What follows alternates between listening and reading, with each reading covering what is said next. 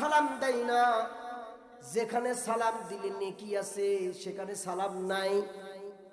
এ বাবা, আল্লাহ রাব্বুল আলামিন আমার খুতবায় তেলাওয়াতকৃত আয়াতে সেই কথার দিকে ইঙ্গিত করে জানায় দেয় রে, ও দুনিয়ার বান্দার বান্দা আর বান্দি তোমরা যারা আছো, লা তাদখুলু বুয়ুতান গায়রা বুয়ুতিকুম হাত্তা তাস্তানিসু ওয়া তুসাল্লিমু আলা আহলিহা। এ দুনিয়ার ইমানদার বান্দা আর বান্দি, নারী আর পুরুষ তোমরা যারা আছো, একজন নারী বা আর একজন পুরুষ, একজন তুমি যার বাড়িতে যাইবা সঙ্গে সঙ্গে সালাম দিবা, অনুমতি নিবা। সালাম আর অনুমতি ব্যতি রেখে বান্দা মনে রাখো, কারো বাড়িতে প্রবেশ করা তোমার জন্য হারাম। উলামায়ে কেরাম বলেন, মুফাসসিরিন কেরামরা লিখেছেন, নিজ পেটের ঔরসজাত সন্তানও যদি মায়ের গৃহের ভিতরে প্রবেশ করবার চায়, আল্লাহর নবী বলেন না না না, পারমিশন নাই। তোমার বাবার কামরার ভিতরেও, তোমার আম্মা জানের কামরার ভিতরেও তুমি প্রবেশ করতে পারবা না। তোমার বোনের রুমের কামরার ভিতরে তুমি যুবক প্রবেশ করতে পারবা না।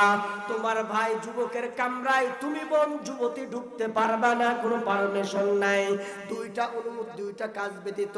এক নাম্বার হলো অনুমতি, দুই নাম্বার হলো সালাম।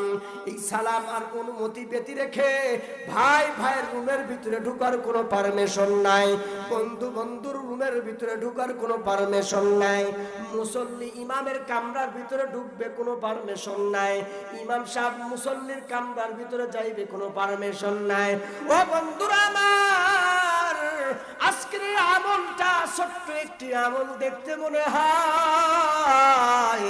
এই আমলটা যদি কোনো সমাজের ভিতরে, কোনো রাষ্ট্রের ভিতরে, কোনো ওয়ার্ডের ভিতরে যদি চালু হয়ে যায় রে বাবা, আজকে খোদার কসম খাইয়া বলি, আপনার মতো আমার মতো রহিমা বিবি আর কর্মের সঙ্গে অপকর্মর লীলা বন্ধ হয়ে যাবে। জোরে জোরে চিল্লা বলো ঠিক না বেঠি? কোনো লুটতরাজ থাকবে না, কোনো অপকর্ম থাকবে না। কি বলেন, থাকবে নাকি? এই আমল আছে আমাদের? নাই নাই নাই। অথচ বিশ্বনবী রাহমাতুল লিল আলামিন বলতেছে, রে বান্দা, তুমি যদি একজনকে সালাম দিলা, সালাম দেওয়ার সঙ্গে সঙ্গে আল্লাহ তাআলা তোমার আমল নামায়, তোমাদের উভয়জনের আমল নামায় 100 নেকি দিয়া দিবে। সুবহানাল্লাহ কোন। সালাম দিলা, সালাম দেওয়ার সঙ্গে সঙ্গে বান্দা তোমার জবানের যত গুনাহ আছে আল্লাহ পাক মাফ করে দেন। আরো জোরে বলেন না সুবহানাল্লাহ। শুধু বিয়ানরে সালাম দিলেই নেকি পাওয়া যায় শুধু তা না, শুধু বিয়ানরে সালাম দিলেই বেশি সওয়াব হয় এমনটি না। আপনি সালাম দিলেন, এই জন্য আমাদের উস্তাদরা বলেন, আমিও আপনাদেরকে সবকটা শোনাইবার চাই।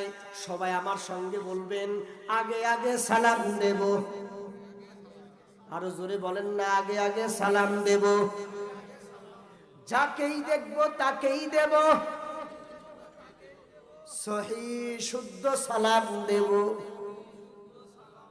পারা যাবে তো ইনশাআল্লাহ? যারাই দেখবেন ছোট সালাম দেন, সমবয়সী দেন সালাম, আমার চেয়ে বড় দেন সালাম। আমি চেয়ারম্যান হয়েছি তো কি হয়েছে, সালাম দেন। আমি ইমাম সাহেব, শুধু সালাম দেব আর আপনার দিবেন না, এমনটি? আল্লাহর রাসূল বলেন, এ নওজোয়ান যুবক, তুমি যখন আম্মা জানের রুমের ভিতরে ঢুকবা, আম্মা জানের রুমের ভিতরে ঢুকার পূর্বে অবশ্যই অবশ্যই তোমাকে 1 নাম্বার কাজ করা লাগবে, আসসালামু আলাইকুম ইয়া আহলাল বাইত। 2 নম্বরে কাজ করবা, আম্মা জান আপনার কামরার রুমের ভিতরে আমি আসতে পারি কিনা, অনুমতি আছে কিনা। এই 2টা গুণ নিয়ে তারপরে আম্মা জানের কামরার ভিতরে ঢুকবা। আর নসেব আল্লাহ তাআলা বলে, রে বান্দা, তোমার রুমের ভিতরে ঢোকার কোনো পারমিশন নাই। আব্বা জানের রুমের ভিতরে যাইবা, সর্বপ্রথম আসসালামু আলাইকুম ইয়া হালাল বাইত বলে সালাম দিবা। সালাম দেওয়ার পরে বলবা, আব্বা জান আপনার কামরার ভিতরে আমার ঢোকার কোনো পারমিশন আছে নাকি? আব্বা জান যদি বলেন বাবা আয় আমার রুমের ভিতরে আয়, কামরার ভিতরে অবশ্যই ঢুকতে পারবি, কোনো অনুমতির আর কোনো প্রয়োজন নাই। বিশ্বনবী বলেন, বান্দা সালাম জবান দিয়ে বলতে দেরি হয়েছে, কিন্তু তোমার জবান থেকে যত রকমের গুনাহ আছে রে, আমি আল্লাহ রাব্বুল আলামিন বান্দা সালামের বিনিময়ে সব গুনাহ মাফ করে দিলাম। সুবহানাল্লাহ।